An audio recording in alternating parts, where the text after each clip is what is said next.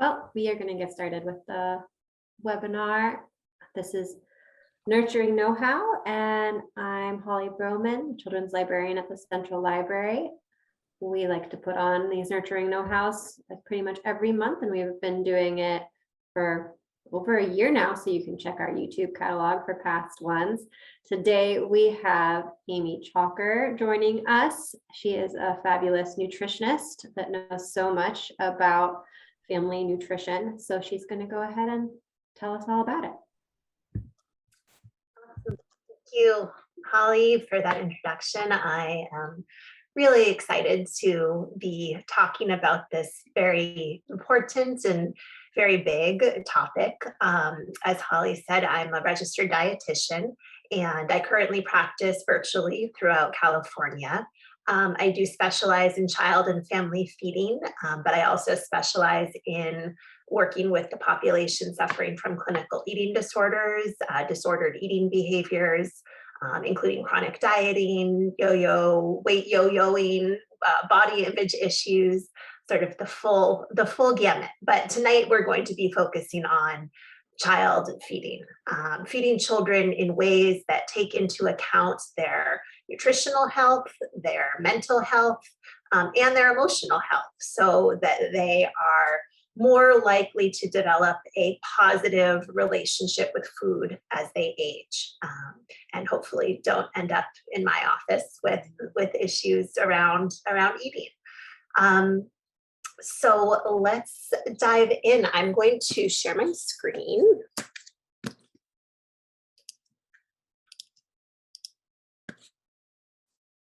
Okay. All right. So talking with their mouths full. I think this little boy sort of says it all. Let's start by exploring what is necessary to feed well. And notice I'll be making a distinction in this webinar between feeding and eating. Okay, so what's important for parents or caregivers to feed well? So first, it's important to understand what is normal food behavior for children? What does normal food behavior look like? And then number two, it's important to avoid treating these very normal behaviors as a problem, because that's often where the trouble starts, when children are exhibiting very normal, very developmentally appropriate food behaviors, and all of a sudden parents or caregivers, or sometimes even clinicians, are pathologizing them as abnormal. So it's important to get really clear on what's normal and then not make it a problem. So it sounds sort of simple when I say it that way, but what is normal when it comes to feeding children? So here are some suggestions for what might be normal. And these could apply, I say, to children, but these might apply to you too. So you can keep that in mind. It's quite normal for children to eat a lot one day and very little the following day. It's very normal for them to select maybe just one or two foods at mealtime, as opposed to all 5 or 6 meal or foods that are served. It's very normal for children to become bored of their favorite foods and try experimenting with new ones, even if they've had the same favorite food for years and years. It's quite normal for them to sit at the table with the adults, but not remain quiet and not behave in the way that we might hope or wish for them to, and make quite a bit of noise when it comes to their eating. It is very normal for children to actually enjoy being at the table with the grown-ups, but still want to leave immediately once they're done with their portion, with their meal. And it's also quite normal for children to very, very seldom eat a food the first time they see it. And we'll go into that a little bit more later. Usually if it's something like a French fry or a sweet, and it's the first time they've had it or seen it, they're pretty okay with that. But for most foods, it's actually quite rare for a child to eat it the first time that they're introduced to it. So there really are a lot of behaviors that we as the parents or caregivers might see as a problem, but that are really just part of normal eating. for children. And I want to just give an example of how something that might at first glance seem problematic is actually quite normal. So we're going to illustrate it with with these two graphs to help depict how hunger can vary so much from day to day in children. And remember, if we go back to that number one on the what is normal, it's really normal for children to eat a lot one day and very little the next day. So in that realm, let's look at the graph on the left-hand side, which looks a little bit more all over the place, right? Kind of up, down, sometimes some days higher, some days lower. And what this is representing is we're actually looking at an infant here and their intake of milk over the first between the first 6 and 9 weeks of their life. And so that's on the horizontal. And then on the vertical, we're looking at how many ounces of milk they took in each day. And so you can see that some days they took in, I think at the lowest, it looks like 21 ounces of milk were taken in. And at the highest, it's actually off the charts. It's 32 plus ounces of milk were taken in. So this is a very sort of small snapshot, almost a microcosm of what can happen over the course of a child's life. This is infancy, but this can happen with age-appropriate foods for toddlers, for school-age children, and definitely for adolescents and definitely for adults. I don't know about you, but I have experienced probably very similar weeks to this, having low appetite one day and feeling ravenous the next. So the things that we normalize for ourselves, we have to remember that to normalize them for children too, or in this case, an infant. And so one of the things that parents often do, whether it's an infant, whether it's a toddler, whether it's a school-age child, is to look at eating patterns that might look something like this and go, oh my gosh, my child's either never going to get enough, they eat so little today, how are they possibly going to get enough energy? Or to kind of go in the opposite direction and go, oh my gosh, they're eating so much food, this is way too much. We must limit the amount that they're having. And in reality, when we look at the graph on the right, this is the actual growth of that infant that was taking in really varied amounts of milk from day to day. And you can see how that nice sort of relatively smooth growth curve goes over the course of those same 3 weeks. They grew really steadily. This is, again, over the course of those weeks as the horizontal, and then the vertical is how many pounds and ounces they gained or they weigh. So it doesn't matter necessarily how much the child has on any given day. It's really taking the average across a relatively long period of time, in this case, 3 weeks, to understand if the growth trends are on track as they are in this right-hand graph. And so it is important too to work with clinicians who understand this. Not every physician or dietitian is as aware of the normalcy of some of these eating patterns. So I just want to make sure to point that out as one example of how something that is perceived or could be perceived as a problem is really, really quite normal. Okay. So let's move on to one of the things that is most important when we're talking about feeding children, and that is confidence. And that really refers to having confidence that the children have the ability to know when they need more food and when they need less. So how can we as caregivers support that? How can we let our children know that we trust them to take in the amounts of food that are right for them?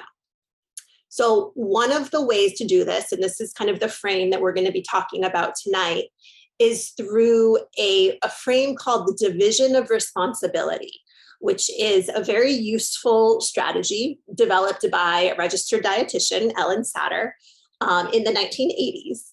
And that is what we're going to explore moving forward. So what is the purpose of this division of responsibility in feeding children? So it's really focused on helping to establish good parenting and feeding practices that, again, go back to everything that we mentioned in the very beginning, sort of the emotional health of children, the physical health, and the mental health. So we're looking at the trifecta, so to speak. The focus is not on regulating the child. And this is probably one of the most difficult pieces of the division of responsibility to both understand and implement, that the focus isn't on regulating the child's intake. And we'll go more into detail about why and what that is. So the division of responsibility is not just my opinion. It's actually considered a best practice by the American Academy of Pediatrics. It's part of their policy. So this is really considered sort of a gold standard for feeding children. So what is it? What is the division of responsibility? Essentially, it suggests that parents, on the left-hand side there, parents are responsible for feeding children, and children, see there on the right, children are responsible for eating. So this is where we make that distinction between eating and feeding. Okay, so parents in feeding are specifically responsible for the what, the when, and the where of snacks and meals. Okay, the what, the when, and the where. And children are responsible for if they eat what is served and how much they eat. Okay, so that probably sounds very simplistic, perhaps a bit more challenging in practice, and perhaps maybe difficult to kind of going back to that slide on confidence. It might be, you might be thinking now, well, that's how do I trust my children to know how much to eat? And if aren't they just going to eat, you know, all the sugar if I let them loose like that? So we're going to go into more specifics to kind of hopefully put your mind at ease a little bit on this. So let's start out looking at each one of these components. So let's start with the when, planning the hours, planning the days. So it's important to keep in mind that the smaller the child and the more active the child, the more frequently they're going to need food. So we can't always think of our own schedules as adults because generally speaking, we're not as physically active as children who are playing sports, playing with friends, you know, going to school. They have a lot of activity in their lives. And plus they're still growing. So they require a lot of energy to support that. So their eating schedule might need to be more frequent than our eating schedule as adults. So what does that look like? For most children who are moderately active, every 2.5 to 3 hours is a reasonable range for offering meals and snacks. But the most important thing really is that the meal and the snack times are as consistent as possible so that the child knows when to expect the next feeding. And again, this goes along with confidence because where the parent has to have confidence in the child to be able to discern how much they need, the child also has to have confidence in the parent that meals and snacks will be provided at relatively consistent times. Obviously, you have to leave room for flexibility with changing schedules and unexpected events and so forth. But the goal is that the majority of the time, meal times and snack times can be anticipated by the child. Okay, let's go to the where. So ideally, and this, of course, this depends on the age of the child, but ideally, the best practice is for children to eat at a table together with the family. Because it's important to keep in mind that children learn how to feed themselves eventually by watching and listening to the adults around them. So by sitting at a table together and watching their parents or caregivers try a variety of foods, enjoy easy conversation, behave, right, appropriately behave and have table manners, that's where children will pretty quickly learn to do the same. The more parents are modeling poor feeding practices, meaning feeding practices for themselves, the quicker children will pick up on that too. So if there are, contentious conversations at the dinner table, or a lot of talk, a lot of diet talk or body talk, or maybe no regard for manners or appropriate behavior, of course, the child is going to learn to pick that up and apply that to their own feeding and eating practices. So it's an opportunity for the children to learn. We just want to make sure that they are we're modeling the right behaviors for them. Okay. Let's move on to the what is offered. And this might have been what you thought this entire talk would be on, right? How do I get my children to eat fruits and vegetables? How do I serve super nutritious and healthy foods? And that's important, but we have to look at it in the bigger context of this division of responsibility. So let's talk a little bit more about that. In many families, what I suggest, and this is true, not always, but most of the time, I really suggest trying to place all of the food that's going to be served at that meal or at that snack in the center of the table, buffet style, for everyone to serve themselves. So why do we suggest this? Because remember that earlier slide with the graph with the baby drinking a lot of milk one day and very little the next day. So we don't actually know how much energy or how much food fuel our children will require at that particular meal or snack. We know they need food because roughly children need food every 2.5 or 3 hours, but we don't know how much. We don't know how much their bodies have burned through that day. We don't know all the biological and internal factors at play, just like we don't necessarily know them for ourselves. We have to rely on our hunger cues and our fullness cues to tell us. So the same is true for children. We don't know, so we want to give children, again, age appropriate, the opportunity to start figuring that out for themselves. It's also the opportunity for them to try new foods alongside familiar foods. So let's say you're going to introduce, quinoa for the first time, but that's going to be obviously a sort of unfamiliar food if it's the first time it's being introduced. So you want to make sure that you're introducing it next to foods that the child is familiar with, next to foods that they've seen several times, and especially next to foods that that they will actually eat. Because they may not eat the quinoa. They may notice the quinoa. They might ask what that is. They might even poke around at it, kind of checking it out, seeing what it's all about, but they might not eat it. And that's not only is that okay, but it's actually appropriate for new food introductions.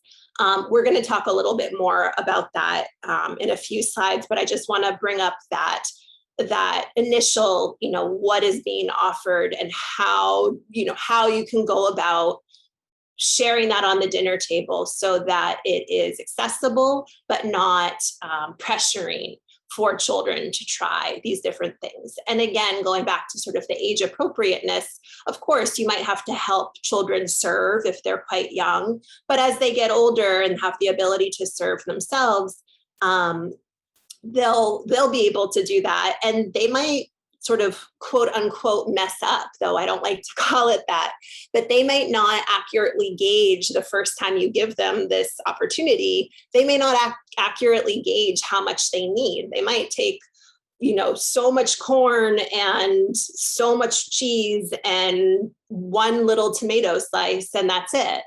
And they might leave half the corn on the plate because that's how they learn. That's how they learn to determine what their personal needs are and what their personal preferences are. So kind of to build on this what, how do you decide what to serve?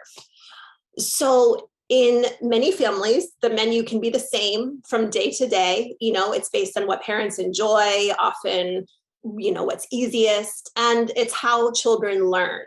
So I recommend not making separate meals for different children, which can be really tempting when there's going to be a meltdown, right? About one person doesn't like this, but somebody else doesn't like this. And how do you appease everyone? And sometimes parents end up short order cooking for everybody. It's like being at a diner. But I really recommend avoiding this, in part because it's a lot of work for the parent or caregiver. But it also teaches children to have some patience and some patience and restraint, and learn to what it's like not to always get exactly what they want.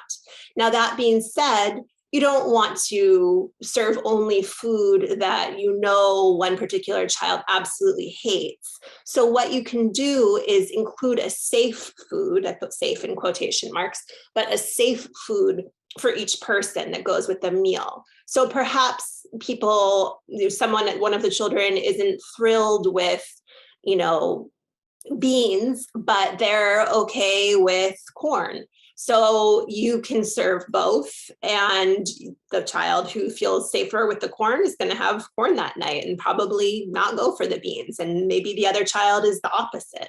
So you can include a safe food for each person, but avoiding the short order cooking, meaning that there aren't two main dishes. So you can serve different sides, different safe foods as sides, but not necessarily two main dishes to short order cook. Okay.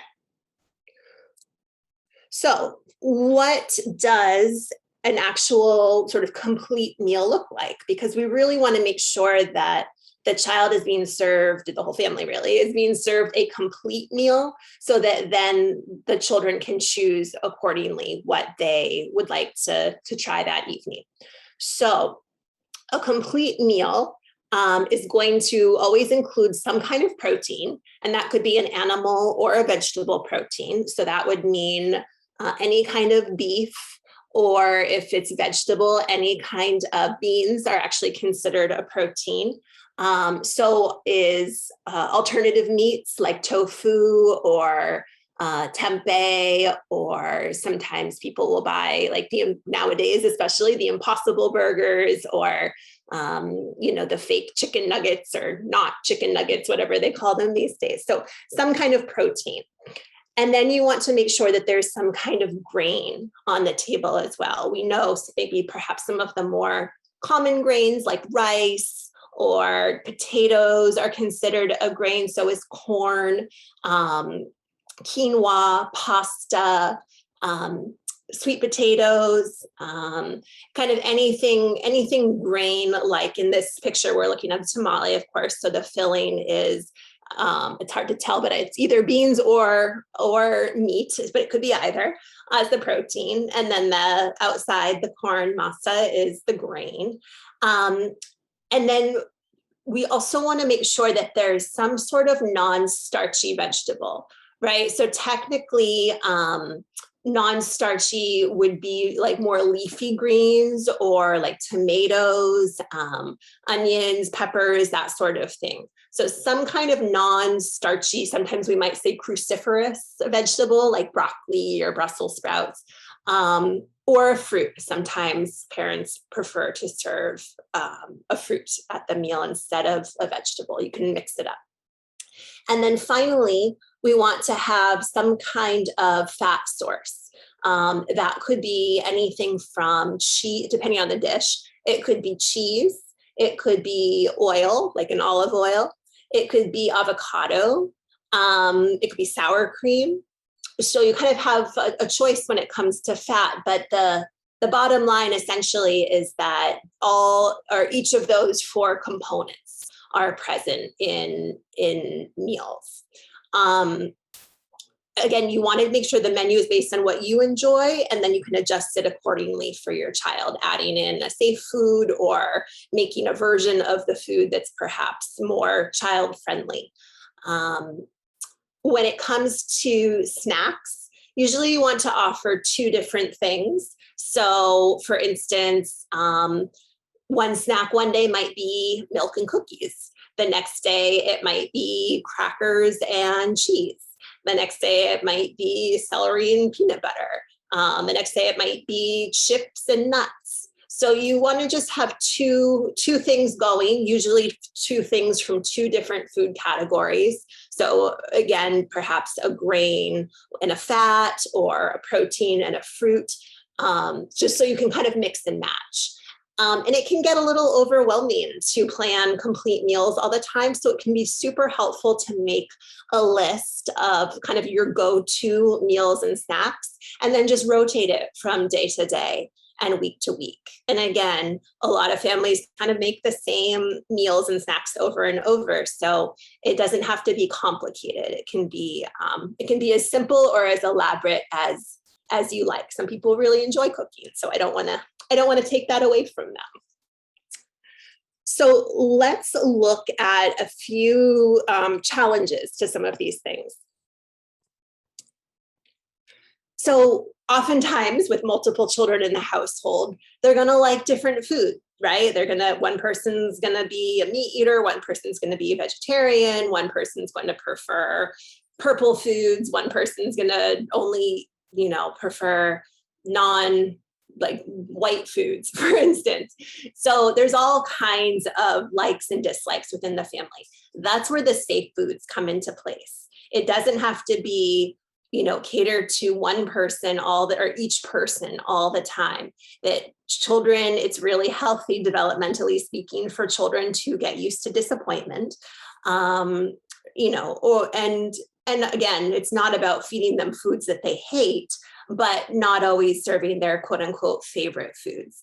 And sometimes parents will worry that if you don't serve them enough foods that they like, that they will not get enough, right? They're not going to eat enough that night.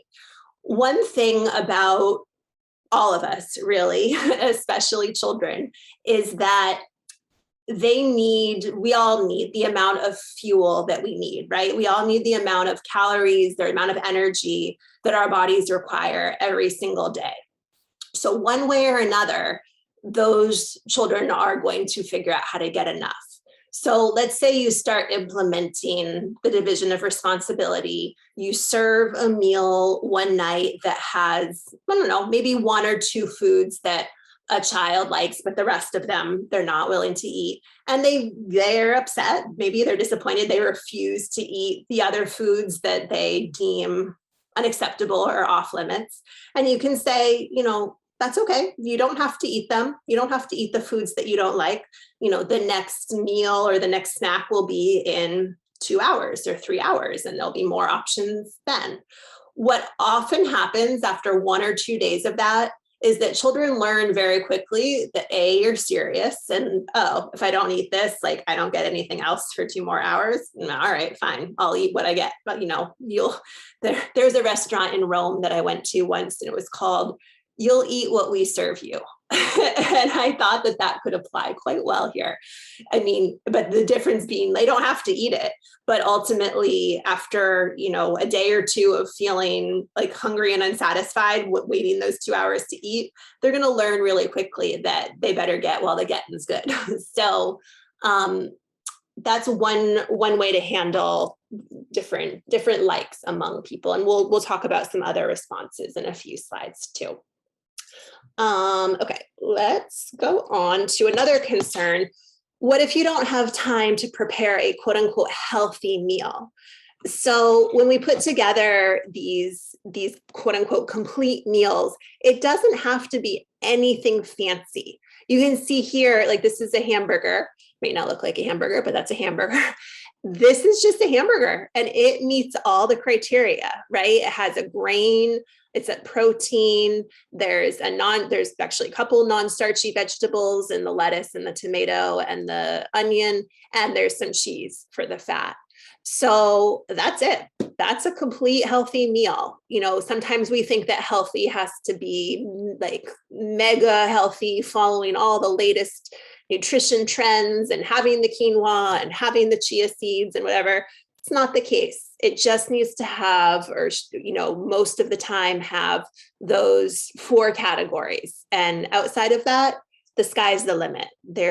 Luckily, there are hundreds of foods under each of those 4 categories: protein, grains, fruits and vegetables, and fats to choose from. So you can get really mixy and matchy, as much or as little as you want. Okay. So what are some mealtime reassurances that you can give children when they do have little tantrums or meltdowns about some of these rules? So you can let them know that they'll have food available as much as they want during meal times and snack times. But outside of this, the kitchen is closed.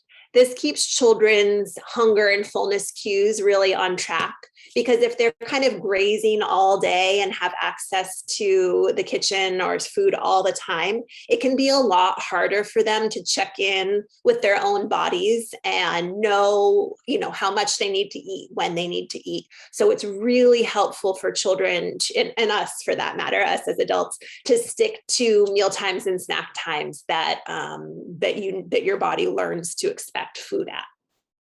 You can also remind them that at the table, they don't have to eat anything that they don't want to. There's 4 or 5, however many selections on the table of a main dish and some sides. They don't have to eat anything they don't want. They want to eat only tortillas, no problem. They're not going to force them to eat anything. They are required to show manners. You can teach them to say yes, please, and no, thank you. They're not going to go, yuck, ick, ew, what's this? They can just say, I don't want it, thanks. They can ask questions for sure. If you put something new on the table and they want to know about it, you can tell them about it, but they're not going to respond in, ew, gross, yuck, holding their nose. They can just learn to say, I don't want it, thank you. You can reassure them that there will always be something that they like that safe food that we talked about, and that they can eat as much of that as they wish. And that when there is something new, something they don't recognize, there will always also be something that they recognize and that they'll like. And then also you can just reassure them, and this kind of goes back to, different children in the family having different preferences, that sometimes the dinner that night will be one of their favorite dishes, and other times it will be a favorite dish of someone else. But even when it's somebody else's dish, you'll still have something that you like on that table. Okay. So that's a lot about the parents and caregivers' responsibilities, right? The what, the when, and the where. So let's move on to the child's responsibility. So remember, it's if they eat or not, and how much they eat of any given food. So this principle, this role of the children and their eating, really enforces what we know about our bodies, that we are all born with the ability to determine our individual thresholds for hunger and fullness. And that anything that interrupts this, that's caused by outside interference, can get in the way of tuning in. And that's things like what we were talking about with keeping the kitchen open all the time, forcing children to eat more when they say that they're full. How many of you had parents who said, you have to finish your plate no matter what, or you have to take 3 more bites of this and 2 more bites of this? It's a lot of regulating. And remember, the division of responsibility is about not regulating your children's intake. This probably brings up some fears in you, like we mentioned earlier, like fears like, what if they don't eat enough, right? You're not forcing them to eat a certain amount of anything. So what if they don't get enough? So we have to go back. I keep referring back to that slide with the graph of the milk intake of the baby. So if they don't get as much one day because they were less active, because they were distracted, because they weren't feeling well, their appetite will make up for it in the following days and weeks, and they will eat more. this only works if we serve enough food, right? That they have unlimited access to the amounts of food at the actual snack and meal times, that you offer that sort of complete meal that we talked about with the carb, the fat, or the grain, the fat, the protein, and the fruit or vegetable. And that we allow the children to regulate themselves. Because once we, the parents, caregivers, start to automatically regulate their intake, we've already started to erode a child's ability to check in with their own hunger and fullness cues. And that can last into adulthood. A lot of the clients that I work with in my practice, whether they're, have been often dieting for the majority of their lives or eating sort of mindlessly because they have no sense or very little sense of their hunger and fullness cues. They've been eroded somewhere along the way. So we can start teaching children at a really young age to learn to regulate themselves. So another fear this can bring up, if children aren't required to, they won't eat fruits or vegetables, right? And this is so understandable. This is such an understandable fear because we have historically been trained to treat, especially vegetables, to treat them like something that you just have to get through. If you, again, how many times have you heard this in your own childhood?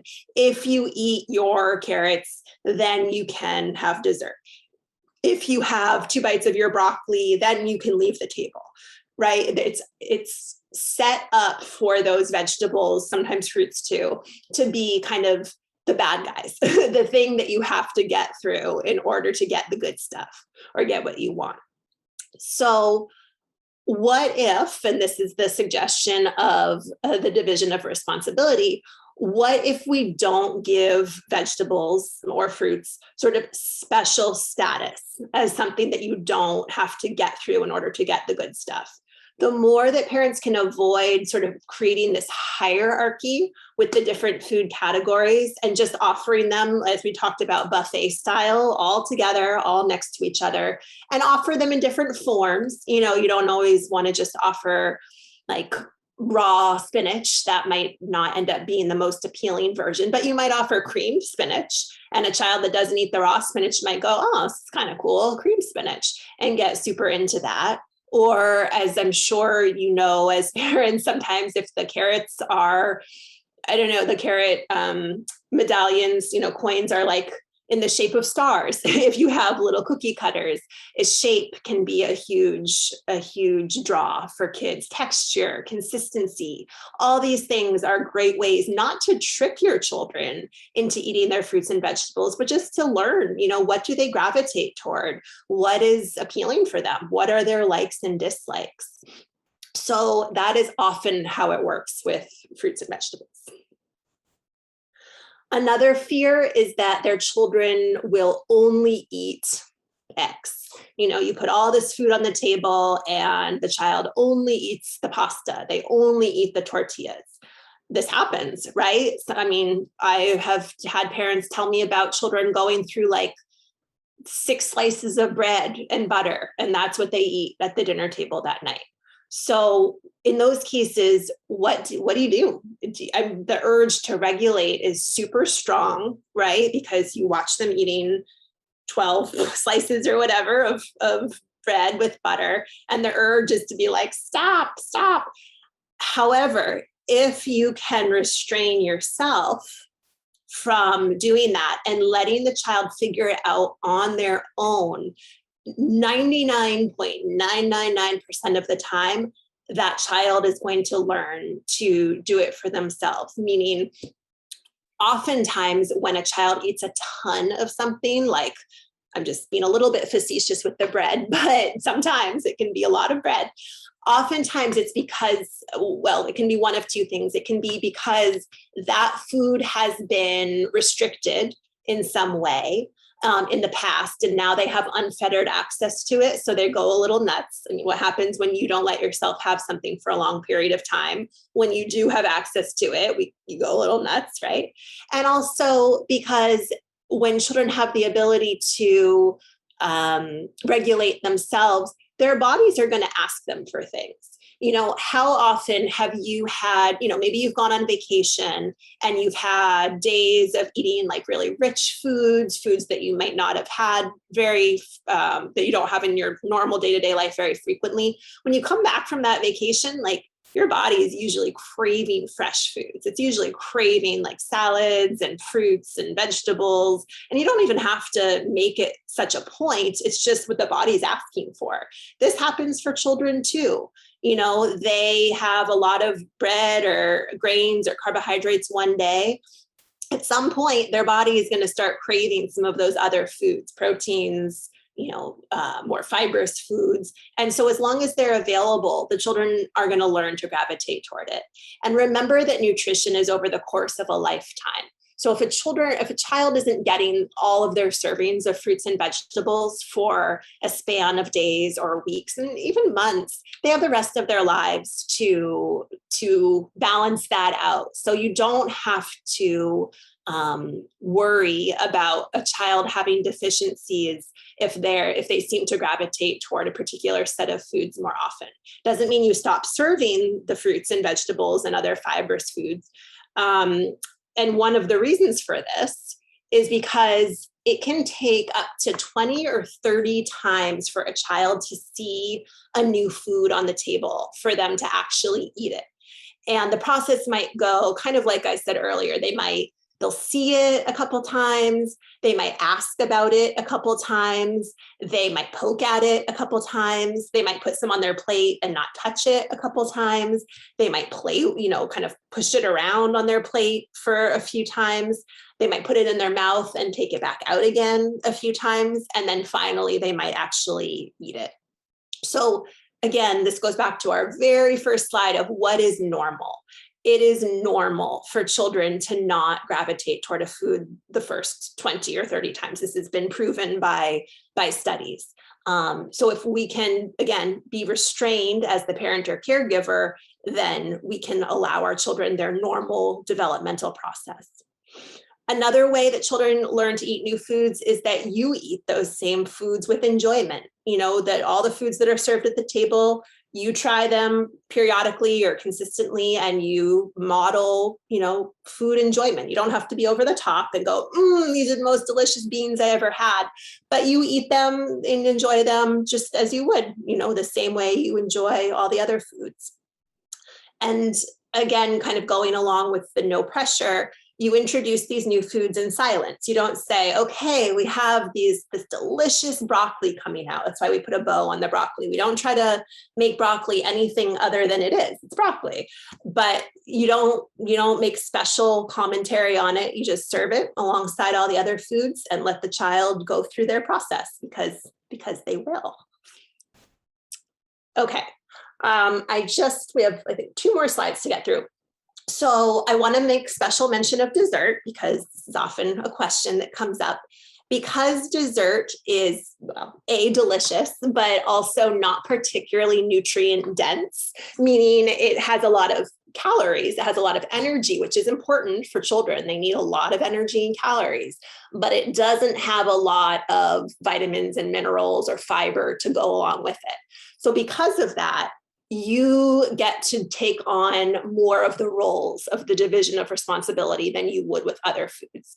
So with dessert, you get to say when, and that obviously that's part of your role in the normal division of responsibility, but you can limit the amount of dessert. In fact, I encourage you to limit the amount of the dessert to 1 serving, and you serve it with the main dish, meaning it goes on the table with all the other buffet foods. This is a little bit controversial, not because it doesn't work, but because people go, oh my God, I can't put the cookies or the Oreos on the table with the chicken and broccoli. Like, that doesn't make sense. But one of the things that does is really teach children that there is not a hierarchy, that they can enjoy, again, 1 serving, because with things like dessert, if we offered children, or ourselves for that matter, unfettered access to it, it would displace more nutrient dense foods in the diet. And we want to make sure that that children have the opportunity to get in enough nutrient dense foods in addition to not so nutrient dense foods like dessert.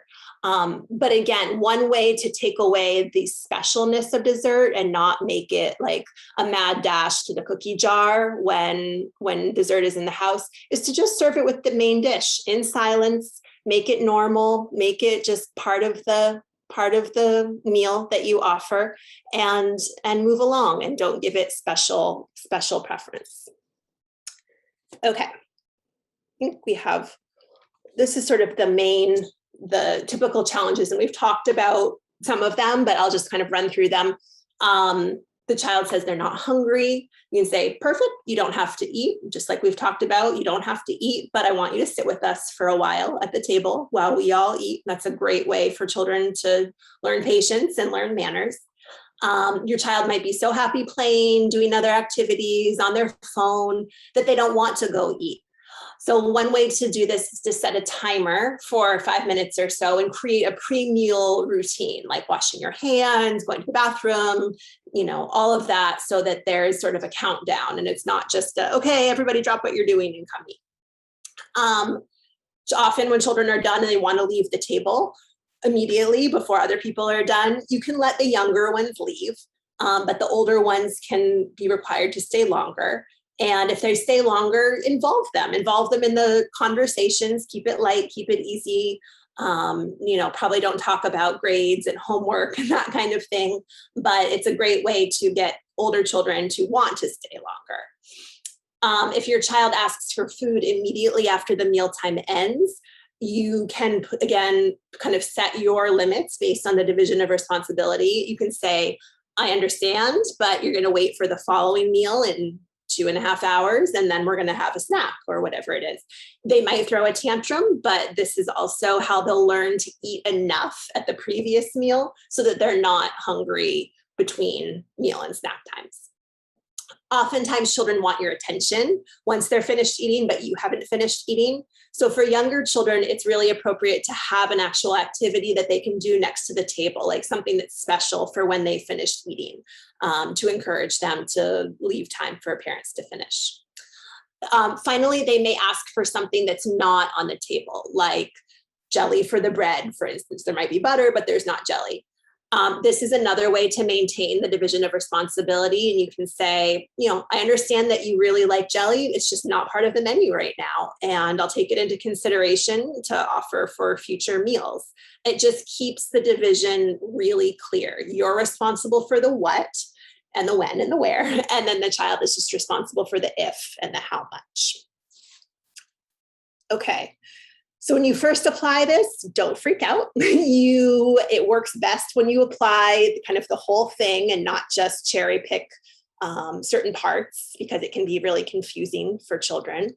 Obviously, children are going to challenge the rules. The younger that you are able to introduce this sort of frame, the easier the transition will be. And the more consistent you are with it, the more important your child understands that it is. So don't despair if it is not going so smoothly at first. It takes a little bit of time, both for children to adjust and for parents to adjust. So it's just a fun little wrap up question, and we'll turn to actual questions, but I just wanted to put this slide up there because as parents, it's hard to let children take care of their side of the division of responsibility. So parents will often kind of do these sneaky things to try to coerce the children into and kind of get involved in their side of the division of responsibility. So they might sneakily serve the salad first to try to get children to eat more fruits and vegetables. They might say, if you eat this, you'll be strong like Superman. It's another sort of coercive way, right, to create a hierarchy. Parents could offer prizes if they eat something or try it, which teaches the children that food is something that is just for earning, which is not the case. We want to stress that food is fuel, food can be medicine, food is not tied to anything. Sometimes parents will encourage, like, just try a little bite. I promise you'll like it, just a taste. Don't need to do that. Again, 20 or 30 times to introduce a new food on the table, and children will come to it in due time. You can also kind of see but I made it with so much love. I made this I slaved over this in the kitchen all day, which is kind of like a guilt trip, right? And we don't want to do that and get that involved in the division of responsibility. So there's a few resources here that I have if you'd like to learn more. Ellen Satter has a whole website with a lot of great resources based on the division of responsibility. If you do suspect that your child has an eating disorder or is developing disordered eating behaviors, the National Eating Disorder Association is a fantastic place to start. Work Week Lunch is a really awesome website that can help make weekly meal prep really easy and help make including those 4 categories that we talked about: the protein, the grain, the fruit or vegetable, and the fat. Just simple meals that are easy to either prepare ahead of time or in the moment. And then my information is there as well if you'd like to talk in a private session and learn more. So I'm going to stop my share. Yeah, great. Thanks, Amy. One question we have is, what age range is this most relevant for? Like, at what age would kids start assuming both of the responsibilities, and at what age is it too young for them to be expected to do any of it? That's a great question. So in different ways, this can actually be tailored to like every age range. So it can be tailored to breastfeeding infants. Obviously, it's going to be a little different since they have zero say-so in just about anything. But they do have this, even breastfeeding infants have say-so in, stopping when they're full, stopping when they've had enough, and then demanding more. And that's one instance where the parent wouldn't necessarily be the one to say the when, right? The child it's like breastfeeding on demand, like the child tells you when they need it. And that's really important to be able to follow that. But as the child gets older and you start sort of learning their just their preferences, but also kind of their activity levels and their daily schedules, you can start to apply this as early as toddler age. And it can be a little messier at toddler age because, as they're trying to learn to serve things themselves and help themselves to the buffet, it can get a little messy, but it's a wonderful way for them to learn so that by the time they're school age, like, they have eating down, they have it, pretty dialed in. And then as children become teenagers, you can actually start to involve them in the what. You can invite them into the kitchen. You can start having younger school age children can be responsible for setting the table, maybe making the salad, simple things. And then as the child gets older, they can help with menu planning, with grocery shopping, with actual meal preparation. So there's no wrong time to use the division of responsibility. It just looks a little bit different at different ages. And Ellen Satter actually goes into that in a lot of detail in her book and in her website too, I believe. And at what point would you say that it becomes clear that, okay, my child isn't just having this preference during this period, I'm not going to try to do anything about it, to you being like, oh, I'm concerned this seems like a nutrition problem that's going to last, that is disordered? Yeah, so such a great question. And that's where the pediatrician can come in really helpful, because what we really look at as clinicians is that growth chart, like that. We saw a little snapshot of that growth chart in that early slide of a baby's like pretty consistent growth. We can actually look at that for all ages from infancy up through 18 years old. And as long as we see that curve growing really steadily and smoothly, that plus blood work labs is one of the best ways to determine if a child is nutritionally sound. So we don't have to wonder, we don't have to guess if they're super, what we might call picky eaters. We don't have to wonder if that's a problem. We can just go to the pediatrician, say, hey, can we just take a look at the growth chart? Like, is everything looking good? Run some blood tests just to make sure there's no deficiencies. And if those two things are good and the child seems, sort of well adjusted, that they're not freaking out when it comes to meal times or certain foods, or seeming like they have a excessive preoccupation with food or bodies. If the kind of those three things are attended to and everything looks good, then those are kind of the main criteria that we look for. All right. I think I have one more question for you, and that's like how to handle it at different people's houses when you're having mealtime and they have different sets of expectations. Such a good question. I love that question. So, because sometimes this question comes up if a family is vegetarian or vegan, if the household chooses to be vegetarian, and then they go to Susie's house and her family eats meat, like, what do you do? And so you can kind of choose as the parent a couple different ways to handle that. If you would like to be the one to introduce your child to meat, even though you're a vegetarian household, you can choose to do that within your own, within your own family, knowing that at some point in their lives, obviously they're going to be introduced to meat, whether at a friend's house or at school or at different points. So you can kind of decide, do you want to be the one as the parent kind of involved in introducing this inevitable food to the child, just so they're familiar with it, they know, what it tastes like, they know that they either like it or they don't like it? Or do you want to let it happen more organically? And if they go to Susie's house and Susie's mom has meat or something else that's just not served in your own household, do you want to let your child kind of figure it out for themselves? And that's kind of a personal decision. Some parents really find that they like to have that oversight and can answer questions, can introduce it in a really non-pressuring way, and let the child decide what they would like to do.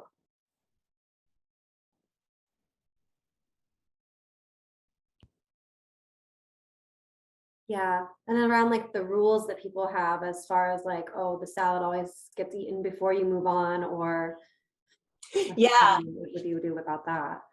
great question. Yeah, when it's at other people's houses, obviously it's not the same. It's not going to be the same necessarily unless that family happens to follow these rules as well. And that's part of life. If the child is eating 80% of their meals at home, and this is being implemented 80% of the time, and the rest of the time is a different, sort of foreign experience, then that's life too. The child's going to learn how to adapt, and they might come back with stories, guess how they do it at Johnny's house. Mom doesn't let her have it or him have any of the whatever cookies, or they make you finish your broccoli or whatever. And you can go, oh, so what did you think about that? You can ask them, get them involved, ask them what that was like and what they noticed. It can be really informative, actually.